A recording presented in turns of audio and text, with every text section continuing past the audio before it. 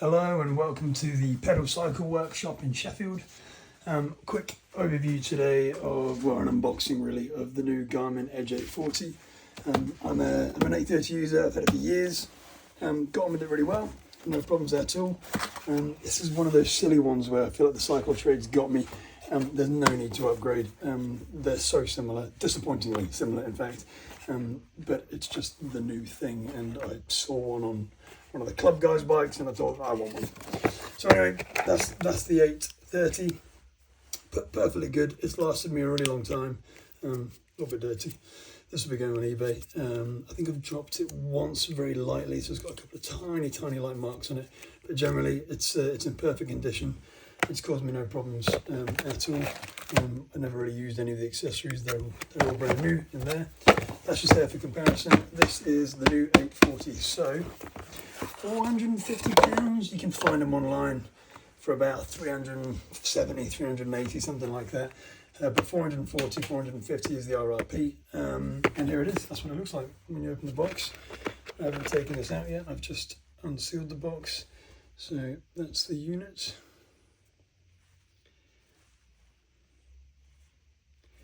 Looks pretty similar, textured back, so let's get these side by side. So you've got a textured back on, which is quite nice. Same mounting.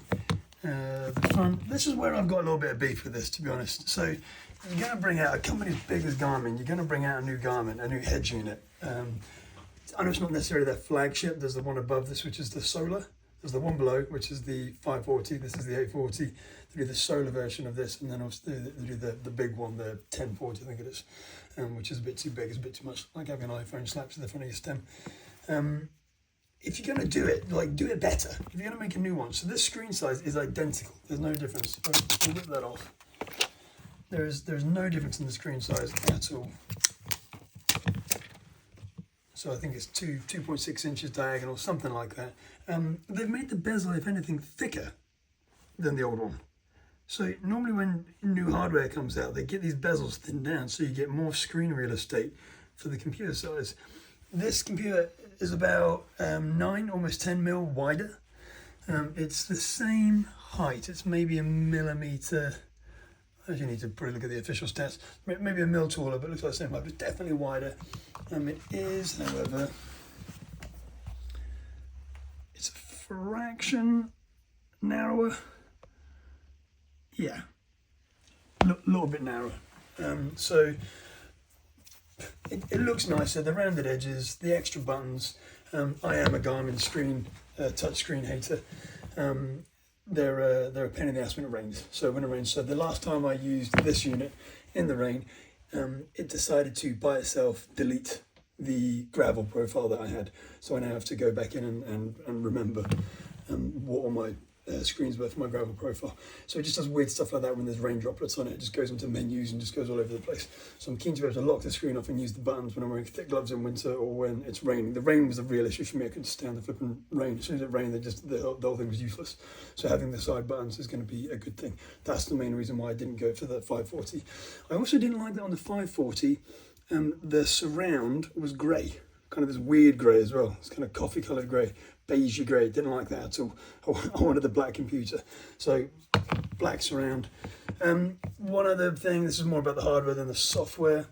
We finally go to USB-C, which I'm very happy about. Let's get rid of all those micro USB chargers. They're rubbish, they're annoying, having to guess which way they go in. Most things are USB-C now. Let's keep pushing for USB-C stuff. What else is in it, by the way? So this is an unboxing. Standard plastic Garmin mount, looks pretty unchanged in design. Got the same dongles, the charging cable, the shims. Yeah, we've got all that stuff for mounting it on the stem. Don't intend to use any of that, to be honest. Now, don't laugh. You know it matters. You know you want to know.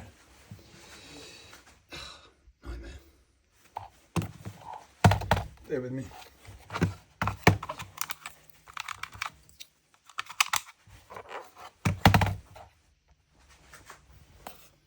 Right, the older unit, 81 grams. The new unit, come on, 4 grams, 5 grams, 4 grams, 4 or 5 grams. You're killing me. So it's bigger, it's heavier, it's a bit of hardware that you're basically never going to ride without. So it's akin to me to a component on the bike. It's the same as a water bottle cage or a stem or the Garmin mount itself. So the size, the aesthetics, the shape, the profile, and the weight of it are important. Not just what it does. Software-wise, it's a little bit better. The menus are a little bit better, but it's basically the same resolution screen, which that really winds me up. Like if you're going to bring up a new computer, bring up a new improve the resolution of the screen, make it bigger, thin down the bezels, make it lighter. There's lots of things you can do, and I feel like Garmin have missed a little bit of a trick there. However, it is what it is. Wahoo have just released their new Element Ace, which looks absolutely amazing, but it's also the size of my face, and I would never strap it to the front of my bike. But yeah, I did expect a little bit more from Garmin, just on the hardware front. I think they could have just made it different, if not better, just make it different, and they've not even really done that. Anyway, it's the latest, it's the greatest, therefore it's going on my bike because I'm a mug. Cheers for tuning in. This is the Pedal Workshop, Cycle Workshop in Sheffield. We're in the off season now, so we're a little bit quieter. Less bikes kicking around, but still busy as ever.